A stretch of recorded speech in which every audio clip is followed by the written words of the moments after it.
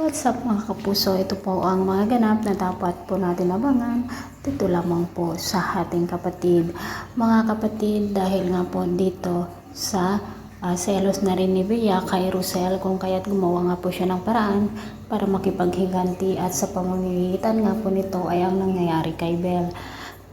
Kumuha nga po siya ng mga kalalakihan upang sa ganon nga po ay ipabubog itong si Tyrone, mga kapuso, dahil nga galit na rin si Tyrone dito kay Chris dahil ang alam niya ay siya talaga ang tumulak dito kay Belle. Samantala patuloy pa rin ang pagsisinungaling nitong si Tali at pagsasabi na hindi siya ang tumulak kay Belle kundi si Tyrone, lalo pat sinasabi nitong si Melania na wag niyang aaminin ang kanyang ginawa. Samantala mga kapuso, ito nga po, naglalasing na si Tali dahil nakokonsensya na rin siya dito sa kanyang ginawa, lalo pat hanggang ngayon ay wala pang malay itong si Belle.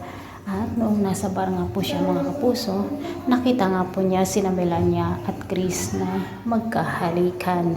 Pero dahil sa kanyang kalasingan, makikilala niya kaya ang mga ito mga kapuso. Sana siya ang makakita dito sa relasyon ng dalawa dito sa panloloko ni Darius kay Melania, para sa ganon, o kay Rosel para sa ganon ay maawa naman siya dito sa kanilang nanay. Patuloy naman ang galit ni dito kay ni Jacinta dito kay Tay dahil sa kanyang napakasinungaling na pag-uugali. Mga kapuso, ito po ang mga dapat natin abangan dito lamang po sa ating kapatid. Maraming salamat sa walang sawang pagsubaybay.